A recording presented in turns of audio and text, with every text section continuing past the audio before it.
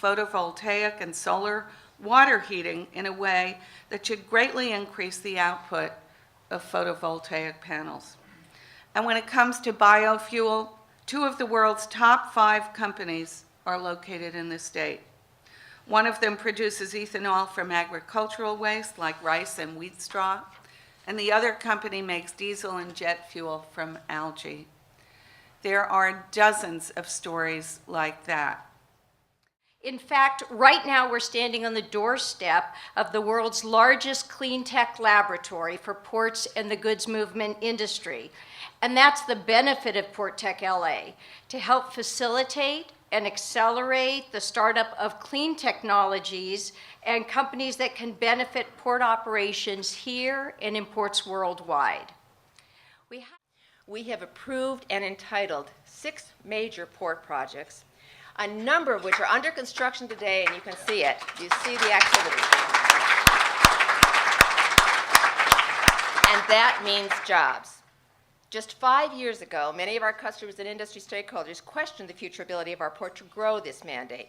Today, we are proving what the mayor was right. Green growth can occur and has occurred here at America's Port. And ladies and gentlemen, that is most clearly a reflection of that continued and focused commitment and drumbeat of the mayor and that he gave to the Harbor Commission and its staff. With that kind of support, we can move mountains, even here in LA. This organization has an advantage right now, but everybody's looking at what we're doing here, and they're all going to play catch up, and they're going to play catch up quick. And one of the advantages you have is that you're located close to the Port of LA, maritime and logistics customers that will need technology solutions.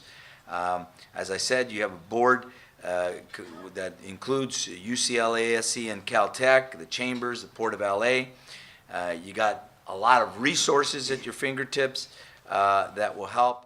Systems are very prolific. The crop doubles every 4 hours, and our system has optimized everything it takes to make algae happy and grow and flourish.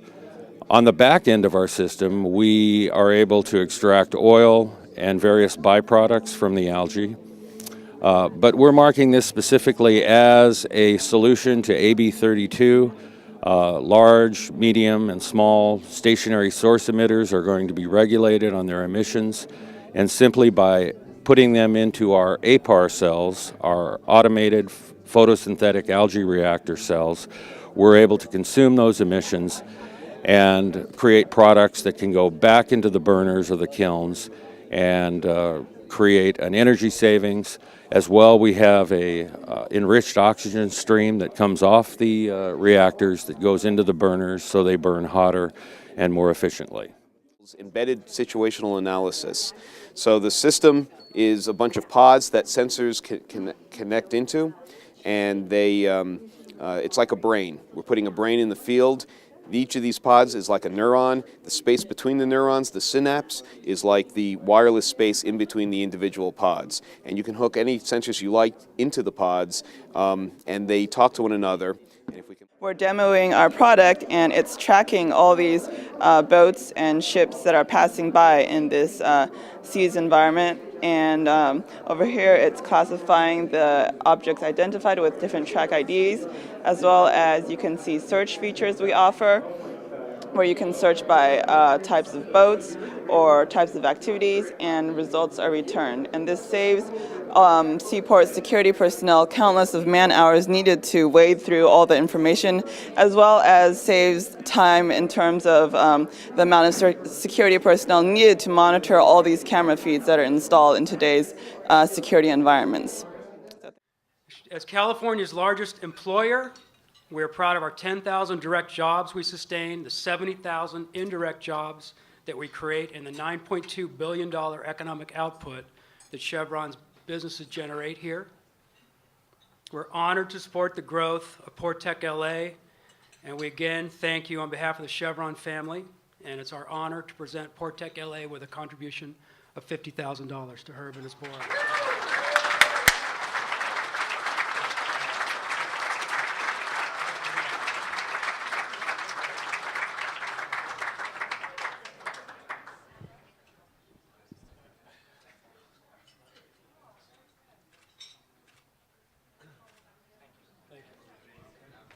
Okay, you betcha very much. But it's really emblematic, I think, of the creativity here in Los Angeles County. And most of you know about Los Angeles County, and it's the largest county in America. There's no other way to describe it. We are the largest local government in America. If we were a state, we'd be somewhere between Ohio and Michigan. And so obviously, jobs and economic engine kinds of situations really drive the area. And if we don't have that, obviously, that also creates the same kinds of problems. But we had a lot of sponsors here today, and I want to thank all the sponsors that made this possible. Obviously, a special recognition to the Port of Los Angeles and to the founders of PortTech LA. Obviously, without the Port's leadership and commitment towards environmental programs and sustainable growth kinds of initiatives like the Clean Air Protection Plan and the AMP program, the Alternative Marine, there obviously would be no reason for many of us to be here today.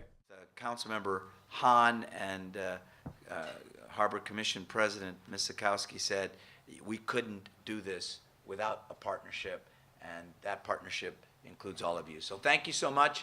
Look forward to seeing the great progress occurring here.